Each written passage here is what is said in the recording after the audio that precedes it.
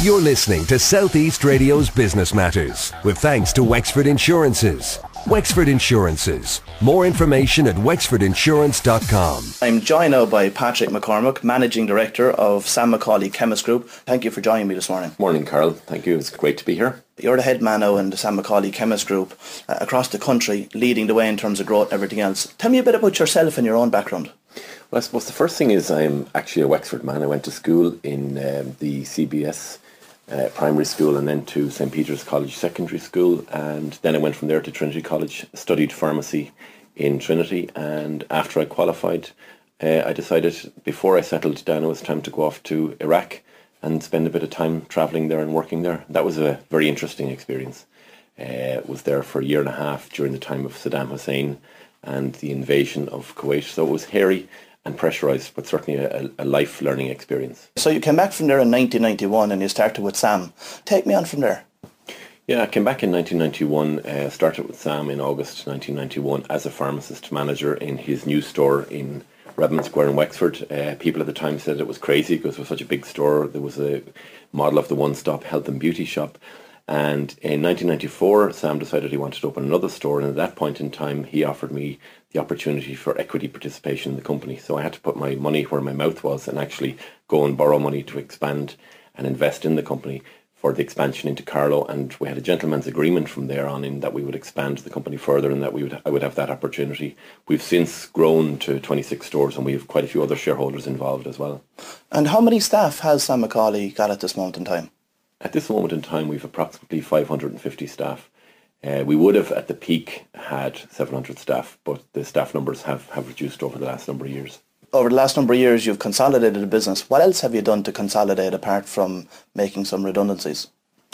First thing is we would have had very few redundancies because we took a view that we didn't really want to go down the redundancy route. If people decided that they wanted to leave, we would decide not to re-employ somebody else. But what we've done is we looked at the business in 2007. Mary Harney hit us with a series of cuts before the recession hit, and that made us look at our business and look at our cost structure in terms of our staff costs, in terms of the rental costs. So we spent the last number of years consolidating, making sure the cost base was in order so that we'd be ready for an uplift. What have you done to sharpen your own management skills over the last number of years? Well, for sure, when you're studying pharmacy, they don't really give you any business skills of any sort. I suppose there's been several elements to learning about how to run a business. Firstly was on-the-job training in terms of mentoring and experience from Sam, who would have had extensive business experience, firstly. Secondly, in 2003, I did a diploma in applied finance in the IMI, and that was fantastic because it was a very intense course and it gave me huge exposure to other people in similar situations, and it gave me huge confidence in terms of dealing with numbers, dealing with analysis of the business, and also huge confidence when you're going in to talk to the bankers and that you know what you're talking about. So that was of a huge benefit to me. In addition to that, we have a non-executive chairman, a guy called Jerry Griffin, who was ex-chairman of one of the large wholesaling companies, and I learned a huge amount from Jerry and continue to learn from him as well. Tell me a bit about the turnover of the business at this stage and how it's made up. Turnover of the business, we have 26 stores and we have a turnover of approximately 80 million euros. Half of that business would be the medical side, as in prescription medication and over-the-counter medication, and the other half then would be the business that a lot of people would know in terms of photography, general shop floor sales, for example, hair colours, shampoos, skincare, premium cosmetics, beauty salons. So half the business is non-medical. And let's just focus on the medical aspect, which is 40 million. What percentage of that is coming from the public purse? Unfortunately, because of the climate that we live in now, and anybody involved in the medical business will tell you this, that there's a huge proportion of people who were private patients are now medical card patients. So there's a significant percentage of our medical business that would be from the government, which that's a real challenge as well, because obviously they control what they pay you and they're paying us less and less every year, so it's a real challenge to the business. So what you've seen is the tightening of the public purse over the last number of years. What effect has that had on your own business? A couple of things. First thing is drug prices have dropped significantly, so that has led to a drop in turnover. For example, in January of 2011, the government announced cuts in drug prices, which was to the tune of 100 million out of the retail pharmacy sector. We took a big hit there, big hit there, instant drop in turnover. So we've had to look at ways to try to make up for that by looking at our front shop business in terms of better buying, better range of products and services, so to continually evolve and grow and develop the front shop element of the business. I know that you've introduced robots into some of your stores recently. Tell me a little bit about that, please. We've two types of robots. Firstly, we've just put a robot into our pharmacy in Carrick-on-Shore, which is a very busy dispensing pharmacy. And effectively what that does is that robot picks the product off the shelf within the robot and delivers it ready to be handed out to the patient. What that is going to do is that's going to allow our professional staff, as in the pharmacists and the technicians, to spend more time actually counselling the patients and with the patients and the customers, rather than stuck behind the pharmacy counter, reading prescriptions, typing stuff into computers and sticking labels on boxes. So it improves the professional role and the interaction between the patient and the pharmacist. And what else have you done to innovate the business over the last number of years?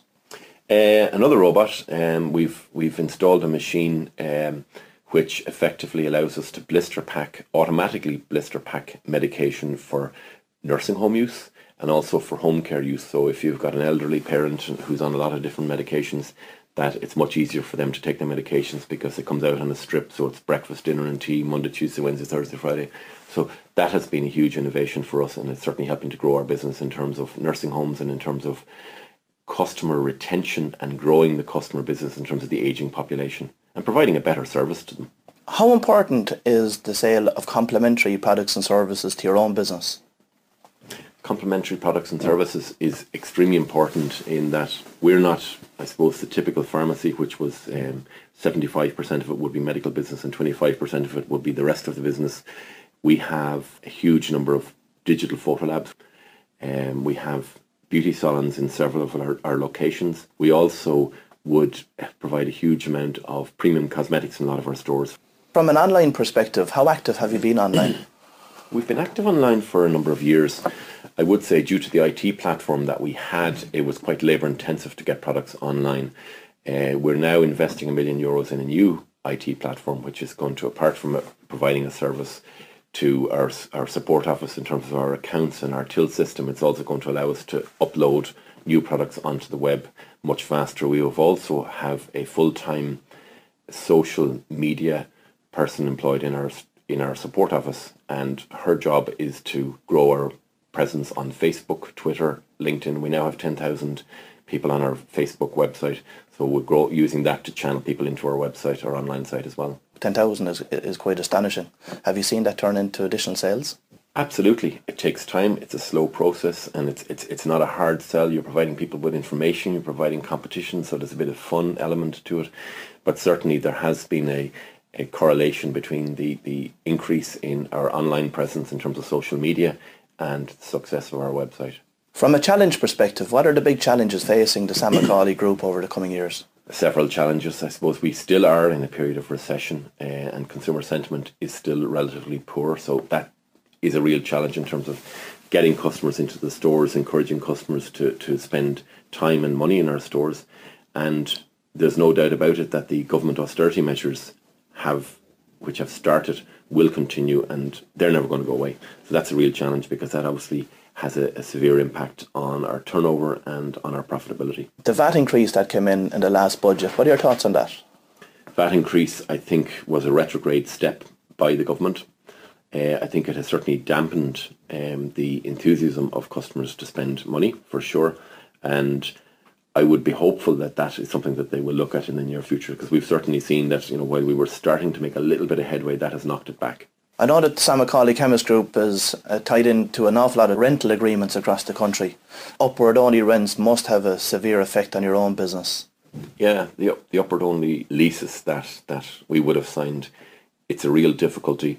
Not as big a difficulty for us as it is for others, because in most cases, during the whole land-grabbing exercise in terms of shopping centres, etc., during the Celtic Tiger era, we didn't really get into paying silly rents, but there have been a number of locations where we've managed to go and talk to the landlords and renegotiate rents on a reasonable basis, so there's something in it for everybody.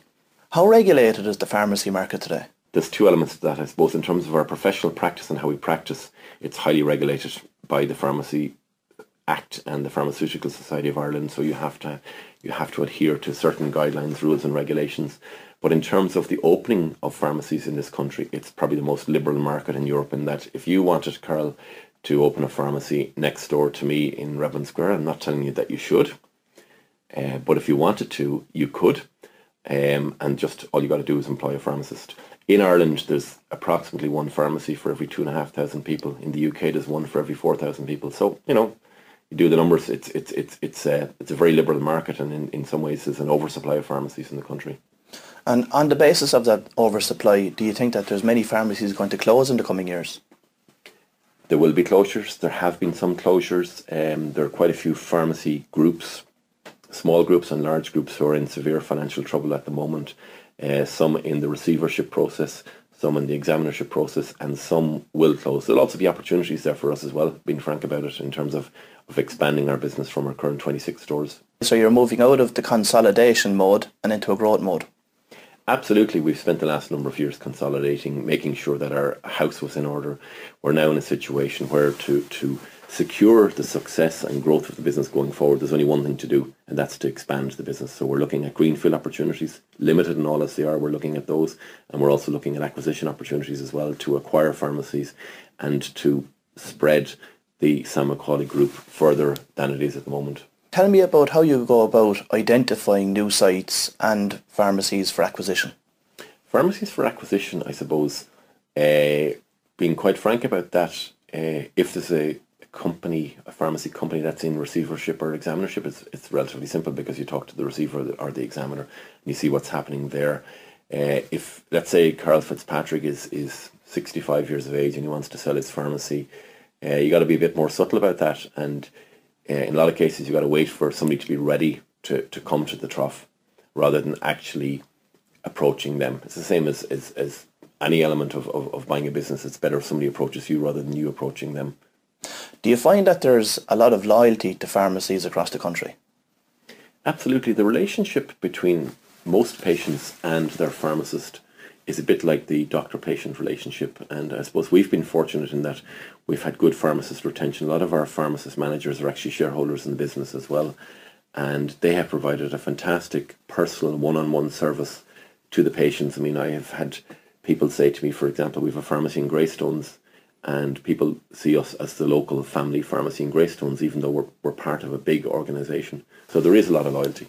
One of the other threats that must be facing Sam McCauley Chemist Group over the coming years is Tesco. They're coming into the pharmacy market to play. How do you feel about that? We're well able to stand up to any competition. We're well able to stand up to international competition, national competition and local competition. As I said, we've got 26 outlets at the moment. It's going to take Tesco's quite a bit of time to get to 26 outlets. And, if Tesco sit down and do the numbers, the streets aren't paved with gold as they might think. So it's going to be a challenge. But, when a competitor opens up close to you, your business does take a bit of a hit. It takes a hit for 12 months or so. Then you start to grow again. Why are you not buying directly from the manufacturers yourself? We are doing some of that, and we are in the process of setting up another company in Wexford, where we're actually going to get into sourcing more of the products that we're currently buying through third parties or fourth parties in Ireland, directly from the main suppliers and the main manufacturers of the products in Europe. So we intend to significantly grow the range of products that we have, and also to be in a situation to offer even better value to our customers by buying better. You referred earlier to a poor consumer sentiment in the retail marketplace. When do you think that's going to end? Very good question, and I suppose the fact that we've got 26 stores around the country, I look at the Sam McCauley figures on a daily basis for every single store, and what I see is that over the last number of years, the fluctuations and the decreases in turnover have dropped from, there was a huge fluctuation in turnover to the last 6 months. I'm definitely seeing a little bit of a levelling off. So I'd say my view is we're crawling along the bottom at the moment. How much of a reduction in prices have the government looked for over the last number of years from pharmacists in relation to medication? Well, there's been several different hits. The most recent hit, which was January 2011, where the government agreed drug price reductions with the manufacturers of drugs in Ireland. The hit then was 100 million euros. significant hit, and that had a significant impact on us. In addition to that, the margins that were paid by the government have been cut. So I suppose if you were to add the whole thing up, you're probably looking at approximately 300 million of a hit across the pharmacy sector. So it's changed the business dramatically. It's changed the profit margins, it's changed the turnover, and it has significantly changed the valuations of pharmacies as well. So we're going to see the number of over 65s double over the next 15 years. That's going to have a positive impact on your business, I presume. And how are you going to maximise that opportunity? As people get older, there's an increased consumption of medication. So the amount of prescription medication that is going to be dispensed and prescribed and consumed in this country is going to grow significantly. So I suppose we're looking at, in terms of the robotics, both in terms of the nursing home business and the robotics in terms of our pharmacies, our dispensing pharmacies, that there's a serious opportunity there to grow that business. People will continue to need extra medication, and we will provide that service for them. The nursing home market and the home care market will provide an opportunity in that area as well. What are you doing to maximise that? It does provide an opportunity. It's a very difficult business, I'll have to say. You know, the margins are very, very tight, and as I said, we have a machine that can provide a really good solution for nursing home providers versus the solutions a lot of them have at the moment, which it helps them in terms of HICWA compliance, the health authorities that look after and supervise nursing homes. I know that you've recently won the Lloyd Best Managed Business Award. Tell me a bit about that, please.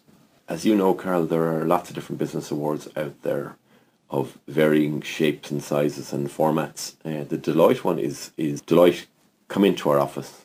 They go through our books from head to toe. They go through our systems from head to toe. They look at the threats to the business, how we're dealing with them, the opportunities, how we're dealing with them. And we've won it for the 4th year in a row, which is a huge tribute to everybody within the Sam McCauley organisation. And that has been, I suppose, it's a huge accolade to actually win that award.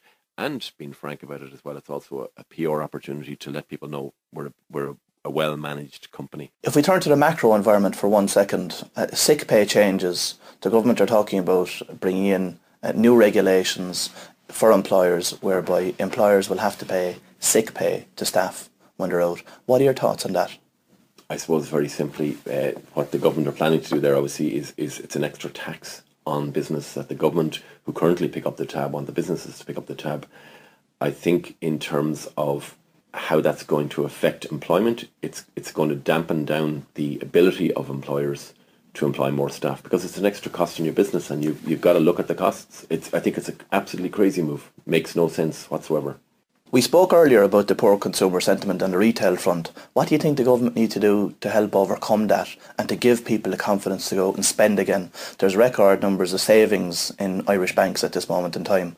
What's it going to take, do you think, for people to gain the confidence to go out and spend that money? I think people would like to see some sort of a stabilisation in terms of the economic situation in the country at the moment. There's still a lot of people concerned what's coming down the tracks in terms of the IMF and the situation there. I think the government need to look at the rate of VAT, and if I was in government, try it for 12 months, reduce the VAT rate, encourage people to go out and spend more money, because every single euro extra that is spent circulates from our pocket into your pocket into everybody else's pocket, so it circulates, and I think it's hugely important that they do that. And finally, what are the growth plans for Sam McCauley Chemist Group over the next 5 years? As I said, there are serious opportunities out there. We've made a major investment in our IT platform to allow us to grow the business. We currently have 26 stores, and in 5 years' time, I suppose I'd like to be sitting here talking to you and that we have 50 stores. Patrick, it's been very inspirational speaking to you this morning. Thank you for joining me, and I wish yourself and the Sam McCauley Chemist Group every success in the future. You're listening to South East Radio's Business Matters with thanks to Wexford Insurances. Wexford Insurances, #1 for business insurance in County Wexford.